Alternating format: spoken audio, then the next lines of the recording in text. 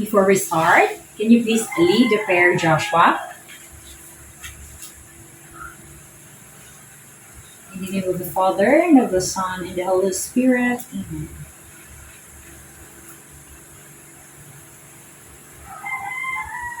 Hey, amen. So, good morning, class. How are you feeling today? I am happy that you are all feel well today. So, before we're going to proceed to our lesson, let's sing first our subject song. Okay. It's a science subject after all. It's a science subject after all. It's a science subject after all. It's a science subject after all. Repeat. It's a science subject after all. It's a science subject after all. It's a science subject after all. It's a science subject after all. Okay, thank you. You may now sit and everybody clap your hands. Anyway, class, what should a good student do when somebody is talking on the front? Yes, MJ? Okay, very good. We need to listen carefully to the teacher. So another. Okay, baby, you? Okay, we need to be attentive. Another one. Can you please give? Okay, you, Bobby. Okay, we need to participate in every task. So another more? Another last one? Anyone? Okay, you, Beauty. Okay. We need to cooperate, class. So we need to cooperate when somebody is discussing the lesson. So can I expect that from you, class? Okay, very good. So, who is absent this morning? Anyone? Anyway, we have an activity later. So, that will serve as your attendance. So, understood, class? Okay, great. So, class, what topic did we discuss last meeting? Okay, you, John? Okay, so the last topic that we had discussed is about the living things and the non-living things. So, who can differentiate here the living things and non-living things? Who can answer? Yes, you, Paul.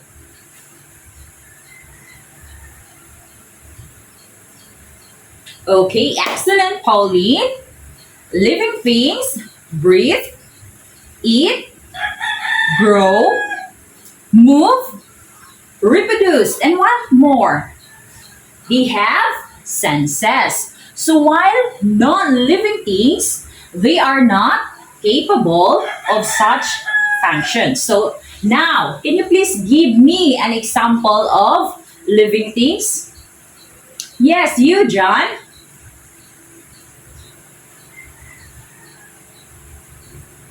Okay, thank you, John. Very good. So, some examples of living things are us, human beings. So, plants, animals, the mammals, the bacteria, the insects. What more? Reptiles. Okay, so the trees and the flowers. So, those are the example of living things. So how about the example of non-living things? Yes, Jane. Okay, very good, Jane. So the examples of non-living things are the chairs, this table, the books that we had read, the bed, that we sleep. Okay, another more. Okay, newspaper. Clothes that we wear, this one. Okay, the bed sheets. The curtains, yes. Very good. Another more. The non-living things. Okay, the bags, your bags that you used. And the pens, the ball pens, and the papers that you use in the school are those example of non-living things. So, before we're going to start our lesson, I will call four students to come here in the front for our activity. Any volunteer? Yes, you, MJ, come here in the front. Another one. Who else want to volunteer? Yes, you, Bobby, come here. Anyone who wants to volunteer? Yes, you, Beauty. Last one. Okay, you, Delia, come here in the front. So what you're going to do is to look at the letters on the board. So you need to arrange it and form a word. So, okay, I will give you 2 minutes to answer. Okay, your time starts now.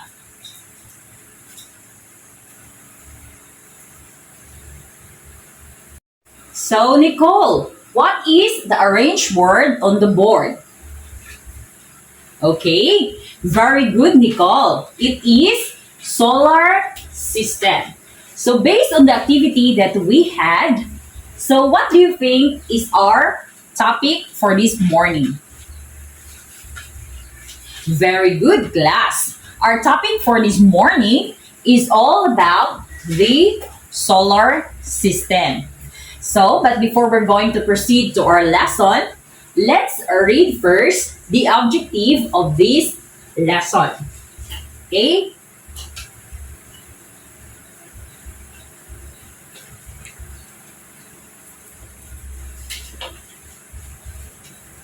Okay, thank you, class. So the objective of this lesson is to first identify the order of planets. Next one is to explain a few characteristics of each planet. And the last one is to differentiate each planet. So, we have two types of planets in our solar system. These are the inner and the outer. Everyone, read the inner planets.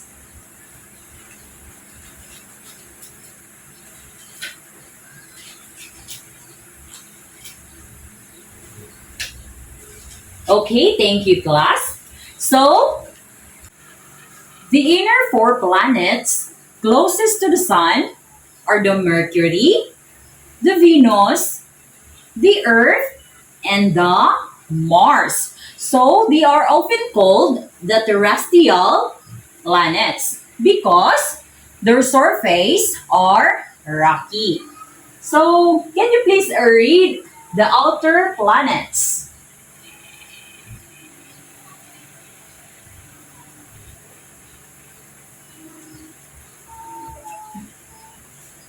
Okay, thank you, class. The four larger outer planets are the Jupiter, the Saturn, the Uranus, and the Neptune. They are sometimes called the Jovian or the Jupiter-like planets because of their enormous size relative to the terrestrial planets. So they're also mostly made of gases like the hydrogen, the helium, and the ammonia, rather than of rocky surfaces. Although the astronomers believe or all of them may have solid cores.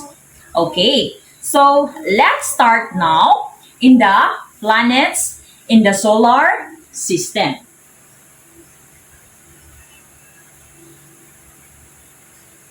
The first one is the Mercury. So as you can see in the picture, it is the planet Mercury. So it is the smallest and closest planet to the sun in the solar system. The next one is the Venus. This is the planet Venus. So it is the second planet from the sun. So it is a name after the Roman goddess of love and beauty. The second brightest natural object in Earth's night sky after the moon. The third one is the planet Earth. So planet Earth where we live in. So it is the third planet from the sun and the only astronomical object known to harbor life. So 29% of Earth's surfaces is land consisting of continents and islands. So the fourth planet is the Mars. So as you can see in the picture, it is the Mars. So Mars, it is the fourth planet from the sun and the second smallest planet in the solar system, being larger than only Mercury. The next one is the Jupiter. So as you can see, it is the Jupiter. Jupiter is the fifth planet from the sun and the largest in the solar system.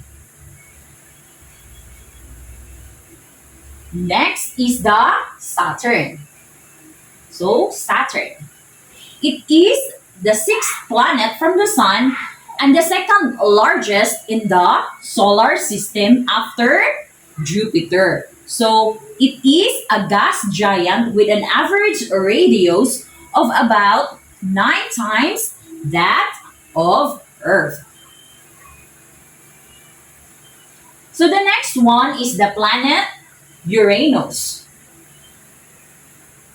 So Uranus is the seventh planet from the sun. So its name is to the great god of the sky, Uranus, who according to Greek mythology was the grandfather of Zeus. So, and the father of Kronos. So it has the third largest planetary radius and fourth largest planetary mass in the solar system. So that is the Uranus. Excuse me. And the last planet is the Neptune. So Neptune, it is the eighth and farthest known solar planet from the sun. So in the solar system, it is the fourth largest planet by diameter, the third most massive planet, and it's the densest giant planet. So that's all for the planets in the solar system. I will divide you into three. So all you have to do is to draw a planet and put them on a level. So am I clear, class? Okay, thank you. So these are the criteria on your activity. The presentation is 20%. The explanation is 50%. The cooperation is 30% for a total of 100%. So, class, I will give you 3 minutes to do your task. So, for now, go to your group and form a circle.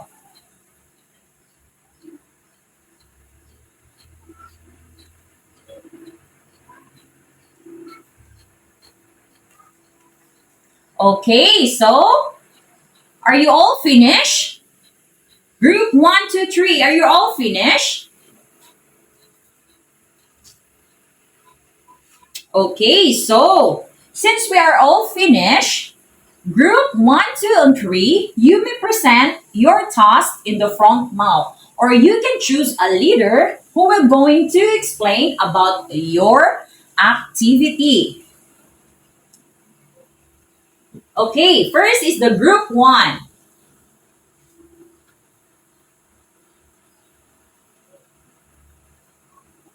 Okay, thank you, group one.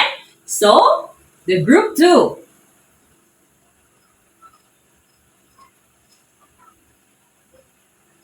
Okay, thank you, group two. And last but not the least, the group three. You may present your task now.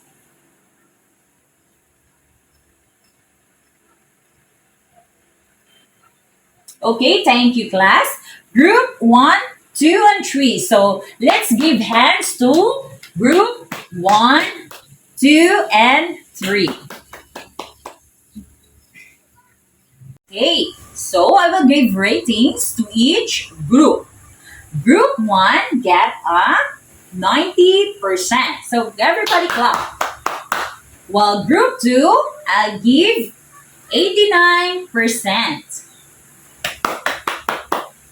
And the last group is group 3, which I give is 95%. So everybody clap on group 3.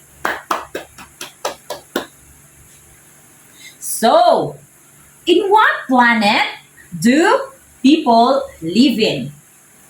Yes, Meldetrish Ulmer. No, ma'am. Sorry. Okay, so the people live on the earth. So why is it on earth? Why is it that the people live on earth? Yes, anyone can answer? Yes, you, Joshua.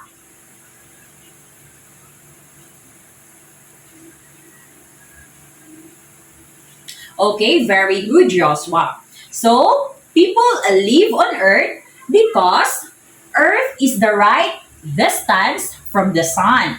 It is protected from harmful solar radiation by its magnetic field. It is warmed by insulating atmosphere, and it has the right chemical ingredients for life, including the water and the carbon. So I understood now. Do you understand, class, why we live on Earth? Okay, very good. So,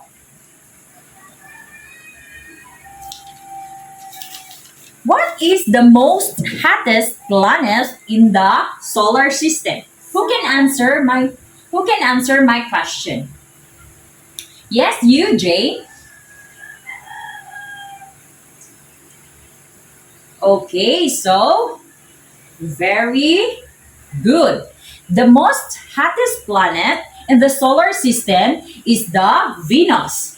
So why is it that it is Venus? Anyone can answer? Yes, you. What's your name? Oh, yes, you, Raul. Okay. Thank you, Raul.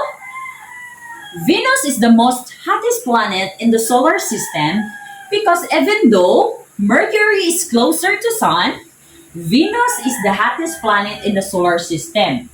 Its thick atmosphere traps heat, making it feel like a furnace on the surface. So it's so hot on the Venus, the metal lead would melt. Alright, since we are done with discussing planets in the solar system, we will have a short activity again. So, students, I will divide you into 4 groups. So, you will draw all the planets based on their sequence and you need to label it. So, are we clear? Okay, very good. You have 10 minutes to do this. So, your time starts now.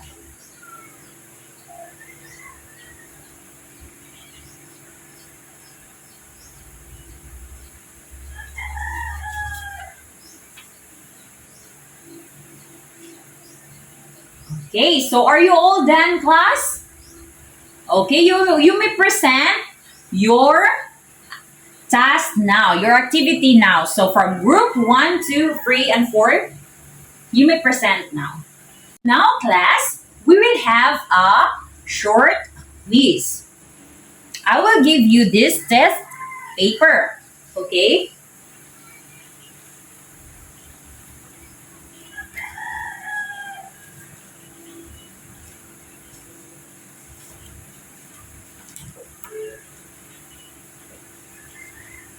Okay, so answer the questions written on the board. Only 5 items. So, I will give you 10 minutes to answer those questions. Okay? And after that, we're going to check our papers, Okay, you may start now. Answer it.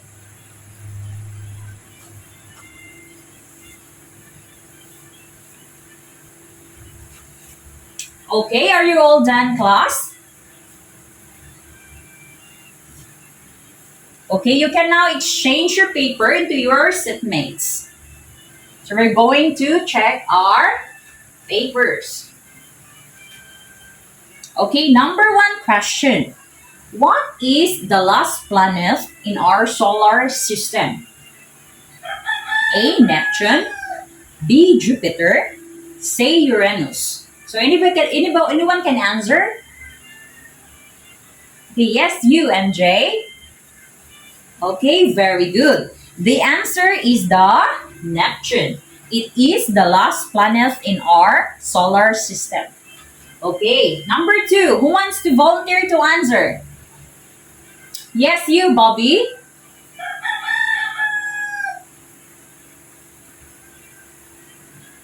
Okay, number 2. The question is, what planet is the hottest in the solar system? Letter A, Mercury. Letter B, Venus. And letter C is Mars. So what is the correct answer? Okay, very good, class. The correct answer is letter B. It's Venus. So number 3, who wants to answer?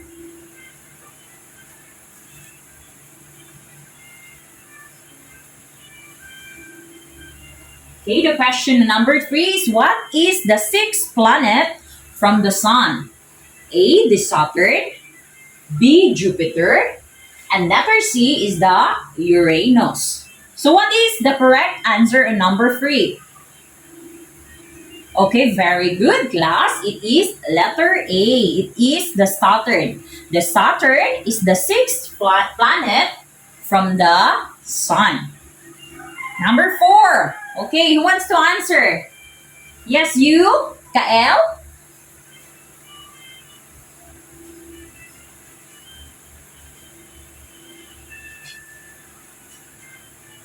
Okay. The 4th question is, what is the coldest planet in the solar system? Letter A, Mercury. Letter B, Uranus. And letter C, Neptune. So what is the correct answer? What is the correct answer, guys? Our class. Okay, very good. The correct answer is letter B. It is the Uranus. Oh, the last number. Who wants to answer? Number 5. Okay, you, Bridget.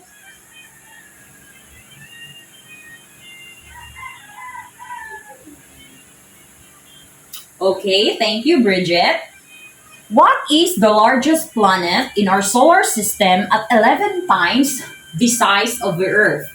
So, Jupiter, letter A, letter B, Saturn, and letter C, Uranus. So what do you think the correct answer? What is the largest planet in our solar system?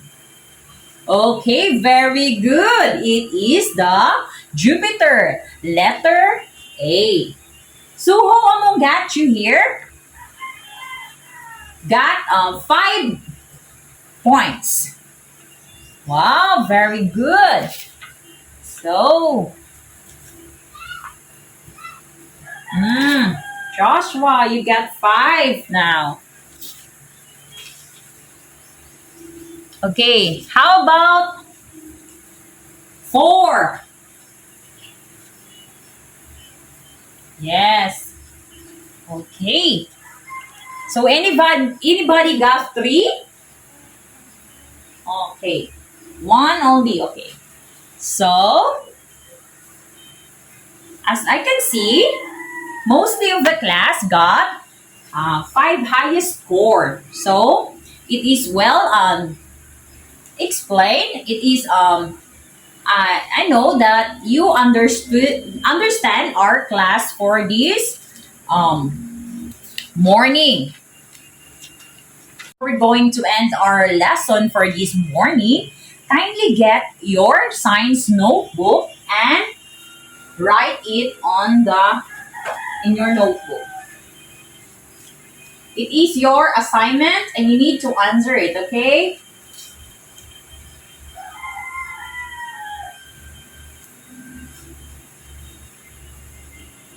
So are you all done, class? Okay, thank you. So we are now finished on our lesson. So let's have a closing prayer to be led by Melvet Trush Almer.